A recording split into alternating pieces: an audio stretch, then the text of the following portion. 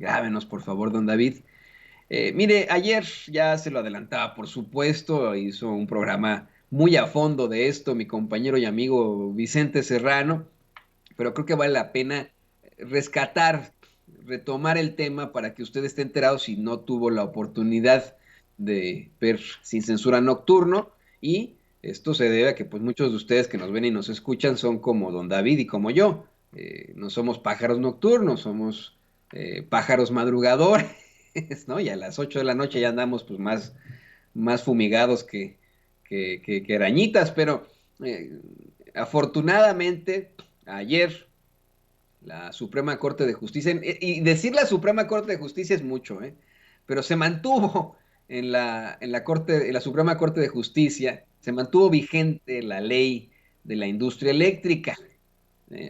Había una propuesta para que se declarara la inconstitucionalidad de dicha ley, pero al fin y al cabo solo se necesitaban 4 votos para que fuera determinada de esta forma como constitucional, y de 8 para que fuera inconstitucional, es decir, 2/3 partes de ese, el máximo cuerpo judicial que tiene México. Lo que llamó mucho la atención fue precisamente eso, que siendo una ley que de ninguna forma afecta a los intereses de los mexicanos, que de ninguna forma afecta al medio ambiente, que de ninguna forma resulta ser inconstitucional, tengamos a 7 ministros y ministras determinando en su contra por intereses. Esa es la realidad. Miren, no nos podemos hacer güeyes, honestamente. Acá en Estados Unidos y allá en México, los ministros de la Suprema Corte desafortunadamente tienen una tendencia a la izquierda o a la derecha, al centro, vamos a ser liberales o ser conservadores, cuando lo quiero advertir desde este momento, eh, sin importar sus tendencias, sus ideologías, su humanidad incluso, estos señores y señoras ministros y ministras, deben buscar siempre, por encima de la ley, la constante y perpetua voluntad de darle a cada quien lo que les corresponde. Esa es la realidad. Deben siempre buscar la justicia. Pero así ocurre. Desafortunadamente depende aquí en Estados Unidos y en México, de la ideología del presidente que es el que les nomine, y luego pues de la confirmación que se hace en el Senado de los mismos ministros de la Suprema Corte. Acá en Estados Unidos son jueces de la Suprema Corte, acaban de nombrar a una nueva jueza de la Suprema Corte de Justicia de la Nación de corte liberal, y bueno, dicen, ¿no? Porque ya ve que los demócratas se hacen los muy liberales, pero resultan ser también conservadores moderados, pero conservadores. Y pues esa es desafortunadamente nuestra realidad.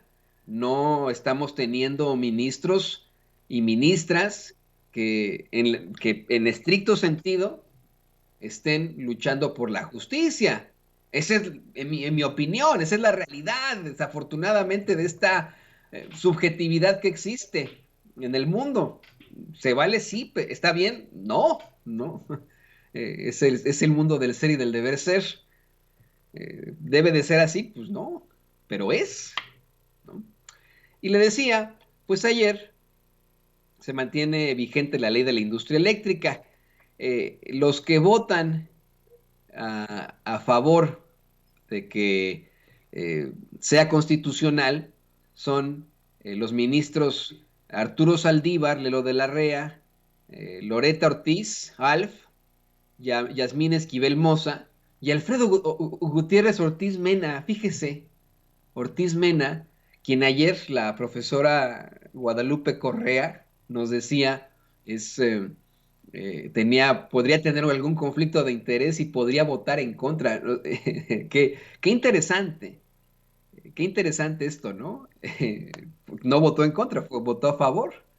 Eh, Mientras que en contra, y ahí se lo está poniendo don David, votaron Luis María Aguilar Morales, este ministro calderonista, eh, de la era calderonista y que ha tenido esas posturas muy fuertes, calderonista peñista, ¿no?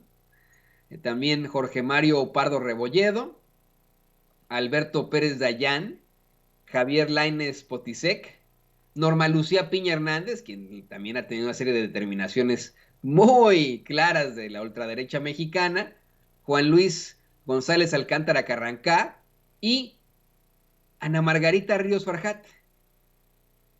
¿Quién es Ana Margarita Ríos Farjat? Ella fue, pues vamos, si no me equivoco, titular, recuérdeme, don David, ¿de qué fue secretaria ella en el gobierno del presidente López Obrador antes de que el presidente la nominara? ¿Se acuerda usted? Es que le quiero decir que fue ella antes, aquí la tenemos, fue jefa. Ah, fue jefa del SAT, lo que hoy tiene la maestra Buenrostro, el puesto que hoy tiene la maestra Buenrostro. Ella fue la jefa del Servicio de Administración Tributaria, no se nos olvide. Y fue sucedida en el cargo por la maestra Raquel Buenrostro. Bueno, Margarita Ríos Farjat fue nominada a la Suprema Corte de Justicia de la Nación eh, por el presidente López Obrador. Obviamente, le digo, en este proceso tiene que ser aceptada en estricto sentido por el Senado mexicano, y así fue.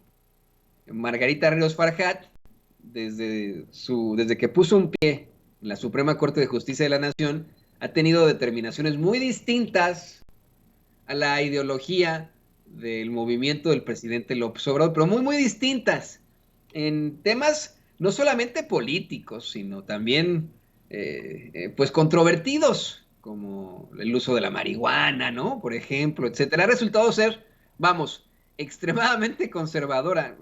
Esa es la realidad. Muy, muy conservadora. Y ayer se manejaba en redes sociales que, pues, ayer se manejaba en redes sociales que resultó ser la Lili Telles, pero de la Suprema Corte de Justicia de la Nación. Qué gruesa declaración, ¿no?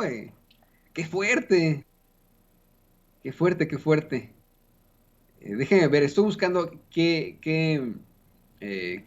cuáles han sido los nominados del presidente, si coinciden con los que votan a favor de mantener la constitucionalidad de la ley de la industria eléctrica, pero eso creo que es importante que se analice. No, no, no lo puedo encontrar ahora, pero la que sí nos queda muy, muy claro es Margarita Ríos Farjat, quien pues era funcionaria de la Cuarta Transformación y hoy es ministra de la ultraderecha mexicana. Así de claro, ¿no? Y pues ni modo. Qué mal que los ministros se dejen llevar precisamente por sus pasiones, por sus verdaderas ideologías. Yo insisto, creo que se tiene que definir siempre, y específicamente en un cargo así, como ministro de la Suprema Corte de Justicia, se tiene que definir uno como, vamos, un verdadero luchador por la justicia, por esa constante y perpetua voluntad de darle a cada quien lo que le corresponde. No. O sea, yo le insisto, por moral, por ética, por integridad, por mucho que no estemos de acuerdo con alguna situación, se tiene que determinar lo que es justo si uno es juez, ¿no?